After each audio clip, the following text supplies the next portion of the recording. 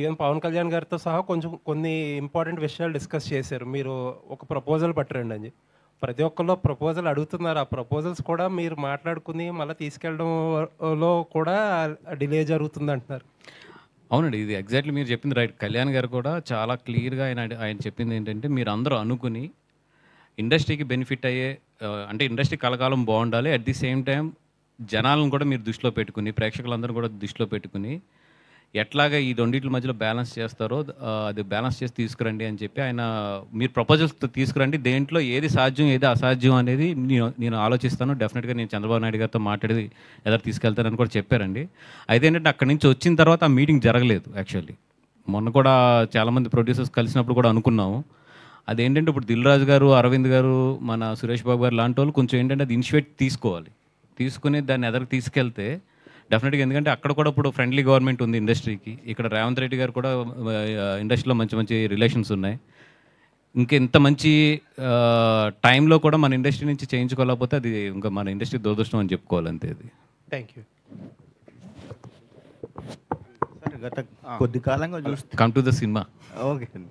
అంటే కొద్ది కాలంగా చూస్తుంటే మీరు అందరము పెద్ద హీరోలతోని సినిమాలు చేసి తక్కువ లాభాలు సంపాదిస్తున్నారు.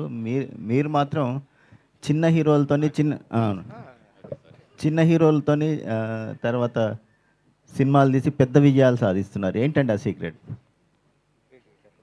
సారీ నేను నాకు కాదనుకుని వినలేదు. సింపుల్గా అడగండి ఒకసారి. అంటే అందరూ పెద్ద హీరోలతోని భారీ బడ్జెట్ సినిమాలు తీసి తక్కువ లాభాలు నష్టాల్లో అట్లా ఉన్నాయి. కానీ మీరు మాత్రం చిన్న బడ్జెట్ సినిమాలు చిన్న హీరోలతోని అప్కమింగ్ హీరోలతో సినిమాలు చేసి భారీ లాభాలు సాధిస్తున్నారు. ఏంటండి ఆ ప్లానింగ్?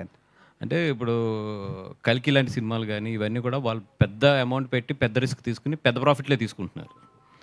బట్ మేము అనుకున్నది ఏంటంటే ఆఫ్టర్ కరోనా ఎప్పుడైతే వచ్చిందో అంటే అలా వైకుంఠపురం అయింది కరెక్ట్గా అప్పుడే మాకు అయిన తర్వాత ఎప్పుడైతే కరోనా వచ్చిందో అరవింద్ గారు చేసిన సజెషన్ ఏంటంటే ఈ 3-4 years is a testing period. ఎటు వెళ్తుంది ఇండస్ట్రీ, ఎలా వెళ్తుంది ఏంటి అనేది. ఈ టైంలో ఐ డోంట్ వాంట్ రిస్క్, పెద్ద మనీ నేను రిస్క్ చేయలేను. సో స్లో అండ్ స్టడీగా వెళ్ళండి అని ఇప్పుడు మేము ఏదైతే ఈ 3 ఇయర్స్ కొంచెం స్లోగా వెళ్తూ స్టడీ చేసుకుంటూ వెళ్ళాము. ఇప్పుడు Thandel is a big budget, నాకు నియర్లీ 75+ అవుతుంది అది. సో ఈ జనాలకి ఏం నచ్చుతుంది, జనాలకి ఏం ప్రజెంట్ చేస్తే థియేటర్కి వస్తుంది, జనాలకి ఏం ప్రజెంట్ చేస్తే టికెట్లు తెగుతున్నాయో ఒక చిన్న అండర్స్టాండింగ్ అయితే ఇప్పుడు వచ్చింది. So now we're starting again. అంటే ఆయిల్లో మన నితిన్ తీసుకోవడానికి ఏంటంటే ఆ కాన్ఫిడెన్స్? అంటే ఆ కథకు తగ్గ హీరోనా లేకపోతే సబ్జెక్ట్ డిమాండ్ చేయడం వల్ల ఎవరైనా పర్లేదు అనుకున్నారు? అంటే నేను మ్యాడ్ బిఫోర్ రిలీజ్ విన్నానండి, సినిమా చాలా బాగుంటుంది 100% అని. సో డెఫినెట్గా ఏంటంటే ఎప్పుడు కూడా ఒక సినిమా సక్సెస్ అయితే దాని తర్వాత దాంట్లో ఉన్న క్యాస్టింగ్కి అన్నిటికీ కూడా ఒక చిన్న ఇది వస్తుంది.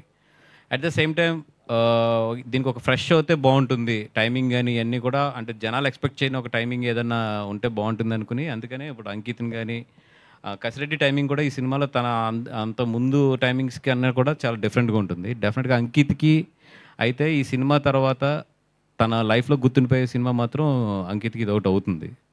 ఇంకా నితిన్ గారి కంటే ఆయన కెరియర్లో డెఫినెట్గా ఇది ఒక మంచి స్టెప్ అయితే మాత్రం అవుతుంది ఆయనకి.